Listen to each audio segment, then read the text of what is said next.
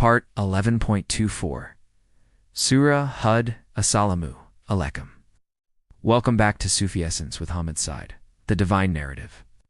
Having meticulously detailed the fates of nations from Noah, peace be upon him, to Shuayb, peace be upon him, now pivots to an encounter of monumental proportions, an event that would forever be etched into the spiritual consciousness of humanity. We journey from the towns of Arabia to the grand, oppressive spectacle of ancient Egypt, where the ultimate clash between spiritual truth and worldly arrogance is about to unfold. This is the story of Prophet Moses, peace be upon him, and Pharaoh. Confrontation that serves as a timeless allegory for the human soul's eternal struggle against tyranny and spiritual bondage. The very atmosphere of the surah shifts. The intimate warnings to individual peoples give way to a cosmic struggle. A dramatic demonstration of Allah's magnificent power and his unwavering support for his messengers. This narrative will show that power is not in the material wealth of a kingdom, but in the purity of the Kalb and its surrender to the one who is the ultimate source of all existence. Kanzaliman, Quran, Hud, Shi, Joshliodai Bailingar. And we sent Moses with our signs and a clear authority to Pharaoh and his dignitaries. But they followed the command of Pharaoh, and the command of Pharaoh was not rightly guided. He will precede his people on the day of resurrection and lead them into the fire, and wretched is the place to which they are led. And they were followed in this world by a curse, and on the day of resurrection, and wretched is the gift which they are given. That is from the news of the towns which we relate to you. Of them, some are standing, and some have been mown down. And we did not wrong them, but they wronged themselves, or in their deities that they called upon besides Allah did not avail them at all when the command of your Lord came. They did not increase them in anything except in destruction. And thus is the grasp of your Lord when he grasps the towns while they are doing wrong. Indeed, his grasp is painful and severe. The verses open with the introduction of a new prophetic figure, Prophet Moses, peace be upon him. And we sent Moses with our signs and a clear authority to Pharaoh and his dignitaries. The Quran uses the phrase Sultan in Mubin to describe the authority granted to Prophet Moses' peace be upon him. This is a term of profound spiritual significance. It is not merely a worldly power or a magical ability. It is an undeniable, self-evident truth that cannot be disputed by any rational mind. It is a divine authority that emanates from the very essence of creation, a clear manifestation of Allah's will. Prophet Moses, peace be upon him, was sent as a beacon of this divine light, a singular point of truth in a kingdom shrouded in the darkness of oppression and spiritual heedlessness. His mission was not just to free a people from physical bondage, but to liberate their hearts from the ultimate spiritual tyranny, the worship of another human being.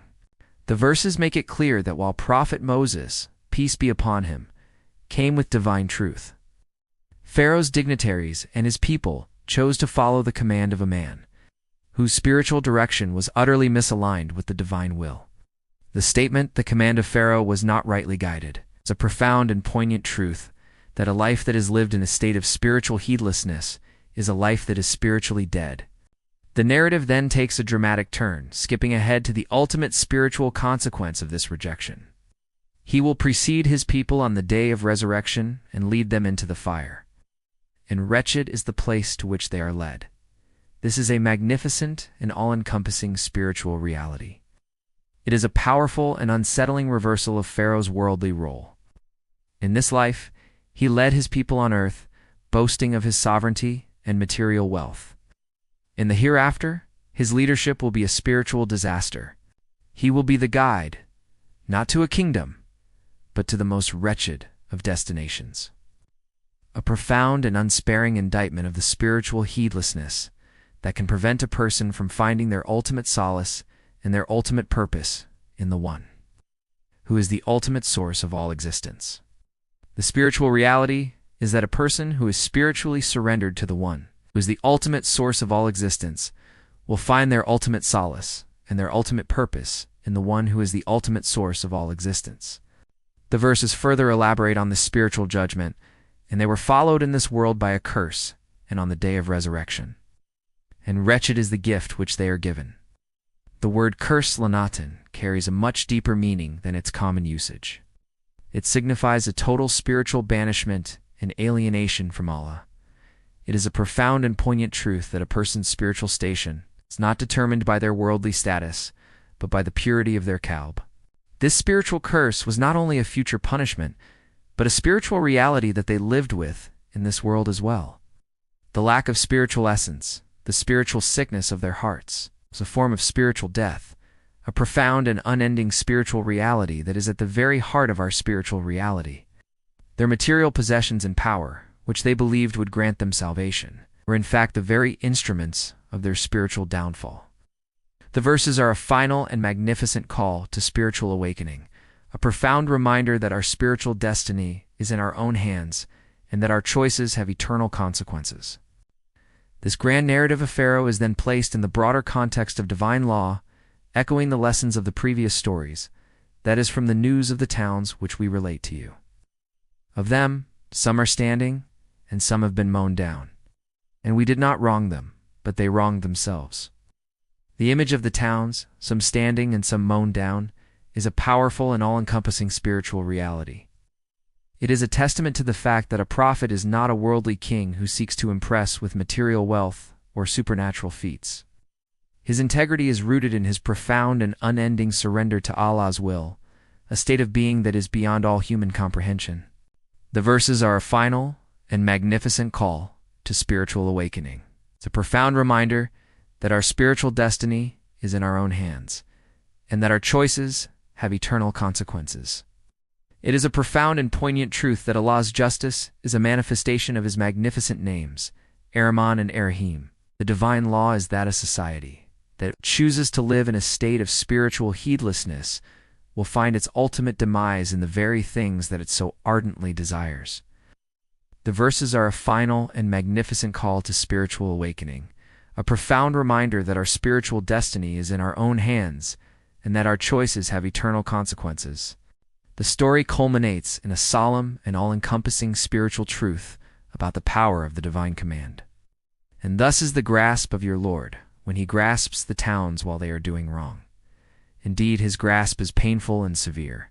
The word grasp, Act 2, is a powerful and poignant truth. It is a testament to the Prophet's peace be upon him, purity before revelation, and a profound reminder that all knowledge is a divine gift from the one who is the ultimate source of all existence. It is a spiritual and existential reality that is present in every single aspect of our lives. The verses are a final and magnificent call to spiritual awakening, a profound reminder that our spiritual destiny is in our own hands, and that our choices have eternal consequences. The verses are a final and magnificent call to spiritual awakening, a profound reminder that our spiritual destiny is in our own hands, and that our choices have eternal consequences. The verses are a final and magnificent call to spiritual awakening, a profound reminder that our spiritual destiny is in our own hands, and that our choices have eternal consequences. Hadith, the Prophet, peace be upon him, taught, "The strong believer is better and more beloved to Allah than the weak believer, and in each of them there is good. Strive for that which will benefit you, seek help from Allah, and do not be helpless.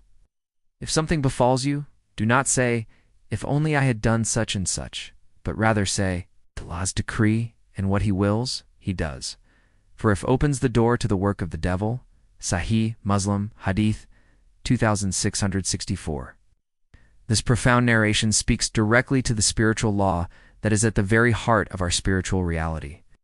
The people of Pharaoh were so consumed by their worldly arrogance that they could not see the truth of their prophet's peace be upon him message. The Hadith offers a powerful and unsparing indictment of spiritual heedlessness and spiritual arrogance. It makes it clear that a life that is lived in a state of worldly heedlessness is a life that is spiritually dead. The spiritual reality is that our worldly blessings are a test, and our worldly trials are a test. The spiritual challenge is to remain in a state of profound and unending gratitude in a state of prosperity, and to remain in a state of profound and unending patience in a state of adversity. Dua, my Lord, grant me the spiritual courage to live my life in a state of profound and unending surrender to your will. Amen. Grant me the spiritual humility to see the divine light in the humble and the meek. Grant me the wisdom to see your profound and unending mercy in every single aspect of creation. Grant me the spiritual strength to live my life in a state of profound and unending patience, and grant me a final abode in your presence, where all worldly sorrow is replaced by an eternal and unending communion with you, O Ar-Rahman and Ar-Rahim. May Allah illuminate your heart and mind with the light of this divine ilm. May you make your channel a beacon of guidance for all who seek spiritual clarity and truth. May your efforts be a source of immense reward, and may you be granted the highest stations of paradise. May the peace and blessings of Allah always be upon you and your loved ones. May He grant you unwavering steadfastness on the path of truth, and may your work be a testament to His magnificent names, Ar-Rahman and Ar-Rahim.